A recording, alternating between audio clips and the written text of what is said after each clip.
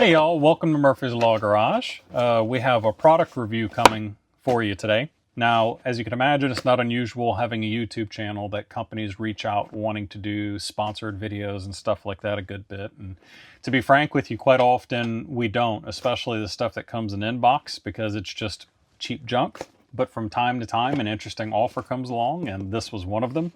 Foxwell is a pretty big company and relatively well known. I've seen their products floating around Amazon before. In fact, I've seen other YouTubers use their products. So whenever they reached out offering for us to check out and review their thermal imaging camera here, this one is the RT280.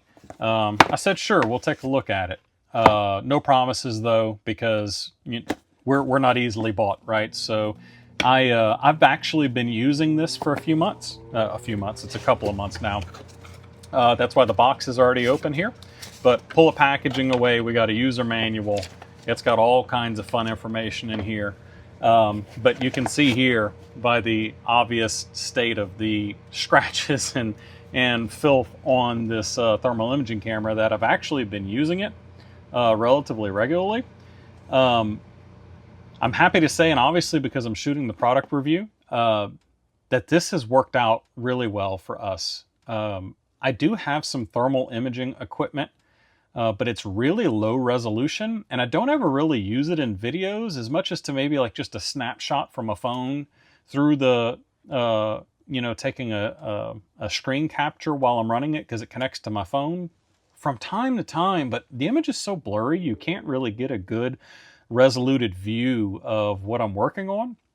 So something I enjoyed about this, one, is the durability of it, because the other thermal imaging camera I have is small and it's shiny plastic and it's got a USB port hanging out of it, so it's really easy to break. Whereas this gun, I mean, it's built to take a beating. I have dropped it. It's dirty. It's rolled around in the engine bay. I've gotten my greasy hands on it and wiped it off. And it's done really well. I haven't even taken the peels off of it yet because I'm so afraid to scratch it up. Oh, look, just for y'all. Let's get a little ASMR in here. Now, obviously, I'm going to end up scratching it, so let's just go ahead and get a couple on there for good taste here. It's actually worked out really well for us. Let me turn this light off here so you can see the screen a little better. Hey everyone, sorry to interrupt that awesome video that you're watching, but I need to take a minute to talk about our channel's sponsor, CarLock. I don't know if you know this, but approximately every 3 seconds in the US, a vehicle is stolen. And I don't know about you, but I don't want to be part of that statistic, and CarLock is here to help you not become part of that statistic. How? Well, they sell both OBD2 and hardwired version of a GPS tracking device that is 4G LTE enabled. Oh, but wait, there's more.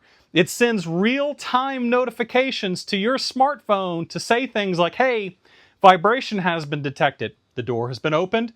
Hey, your device has been disconnected. Someone's trying to steal it. Oh no, your engine has started. And even worse, your vehicle is now in motion and you didn't do it.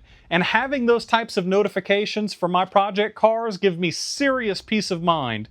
And they will for you too. Now, they also sell extension cables and splitters if you want to hide your OBD2 device under the dash, as well as extra sensors to increase your level of security if you so choose to. And for a short time, you're going to get a discount on your device. Well, down below, I'm going to have a code. First code is going to be for 10% off of CarLock's Amazon store. Second code is going to be for 14 free days of service. Y'all go check that out. Thank you very much, CarLock, for sponsoring this video here today. Y'all pick one up to help support the channel. Let's get back to the video. One of the big things I noticed is this thing showed up with like 80% battery charge. And I've, for one, accidentally left it on multiple times, because who doesn't?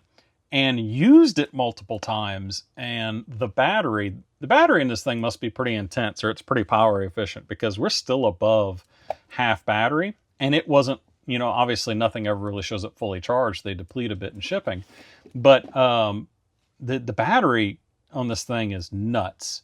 Also, the image has a lot of resolution. You can almost make out my knuckles on my hand in here. And it's also very, very, very, I wouldn't say super high resolution, but the rate of the IR sensor for tracking temperature change is pretty great. Watch, I'm holding my hand on the counter right now, and I'm going to pull it away, and you can see the hot spot left behind by my hand, but that was a really fast movement. You see that? Man, I personally have never seen a thermal imaging camera in this price range that has such a high frame rate resolution. And what's great is that, like, if you're, for instance, if I'm analyzing something in the car and I want to take a picture of it, I can just hit the button and it'll hold still, and I can get up close and take a look at it and see what I'm looking at really well. If I hit the button again, it's going to go back to tracking what's on the table. And if I want to shoot a video, I just hold the trigger down and I can actually shoot a video. You can see it recording there, and record something. And if I want to go back, see, it's stored here in these files. If I want to go back, I can go back and view it. I can hook this thing to my computer using a USB-C. Here, the same charging port that charges it, you can hook it to your computer. There's no batteries in here. It's rechargeable. So you can recharge it here. I can hook it to my computer and pull the video and photos off of it. It's just been actually a very surprisingly useful thing to use inside of the shop. And as you can imagine, being that, you know, we're a homegrown automotive YouTube and we do a lot of stuff in the driveway on our hands and knees, this thing gets drug around on the ground a good bit from the bit I've been using it, and it shows no real sign of damage. Now this is IP rated. Hold on, it's on the box, I think. This is IP rated. Whoop, flip around, guy. Let's see. Oh, there you go. 25 hertz refresh rate. And that's the IR sensor, which 25 hertz for gaming, not a lot. But 25 hertz for an IR sensor where you're tracking motion of hot things is actually pretty darn good. And then it has SD card support, so if you want to store more than what is normally in here, now I know somewhere. Oh, there it is. IP54 rated. Obviously, you don't want to go for a swim with this, but if it's getting rained on, which this one has actually, while we were last working on the Ford Explorer ST, this got left outside and rained on. It was absolutely fine. Obviously, I cleaned it off and it was fine after. And what else is in the box is a wrist strap that you can attach to either side of the unit if you're concerned about dropping it. I probably would. I've dropped it probably no less than 3 times now. Klutz. And also it's got a nice braided USB-C to USB-A cable, which is a nice touch here because they could have just put a junky cable in here if they wanted to. And the other bit, there's something interesting in here. I actually hadn't read this until just now, which is kind of a testament to how good the software controls are on it because I've had no reason to. One of the things I was curious of if they listed it, and they actually do, the operating range for temperatures that this understands is -4 degrees to 302 degrees Fahrenheit. I rarely have a reason to look at anything deep in the negatives. When I was looking at the temperature of the chiller on the GT, I have a interchiller on the supercharger of my Mustang GT, and it gets the lid of the blower pretty cold. It read those temperatures just fine, and it was floating right there around 0 degrees. And in 302 degrees Fahrenheit,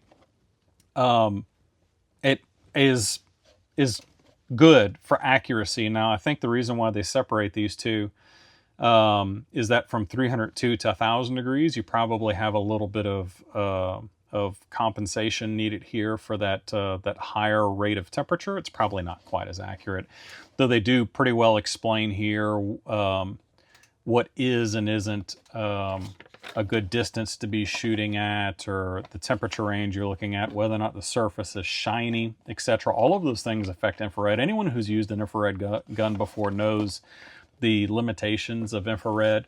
You don't want to be pointing at a shiny surface because that affects the reading. If something is very hot, typically you want to try to hit it from the side and not straight down because the convection of the heat off of the object can actually distort the IR. That being said, Seth and I played around with shooting some IR stuff from like 10, 12 feet away. And then, you know, you would expect that from 10, 12 feet that the air, right, air attenuates IR, that the reading would be much more inaccurate than if you were very close. So we did it from like 10, 12 feet away, and then we got very close to that object. The difference was only a handful of degrees, like 3 to 4 degrees on something that was, you know, like 90 to 100 degrees. That is wildly impressive. So if, for instance, if you're in a situation, you turn your laser on, right? Because this has got a built-in laser. Let me show you that. You turn your laser on and you can't get really close to something, but you're trying to pinpoint it from a distance, right? So if I'm trying to see a bearing on something from a distance, I can use the laser, get a pinpoint on it, and actually get a really accurate read on it. Let me pull up the settings and things here. Go into laser. I'm going to turn the laser on, and you can actually see here that I've got a laser pointer on the front. So we tested it. Like I said, I shot a hot engine component from about 10, 12 feet away, and the variance was very little, which is super cool. This is going to end up being a well-used object inside of our diagnostic toolbox here, and more than likely come along with us on road trips when we're going to do racing and stuff, because it's nice to see surface temperature of the track and the temperature of our tire. Even for the trailer when we're towing, I've done this before with my cheaper infrared camera to see the temperature of the wheel bearings and the tires to try to see if there's a problem ahead of time. So thank you to Foxwell for sending this out. I really appreciate them wanting to work with us, and y'all are going to see this used on the channel more often. I found myself finding reasons to actually shoot video with the thermal camera so that you can see things that I can touch and have temperature. So if I tell you something cold or hot, it's pretty cool to pull this out and actually show that to you. Anyways, thanks for watching the review. If you're looking for an infrared camera for your uses around the shop or house, this is a really good bang for the buck, and it's worked great for us. So thank you, Foxwell, for sending it out. Thank you all for watching this review. As usual, we love you. God bless. Peace.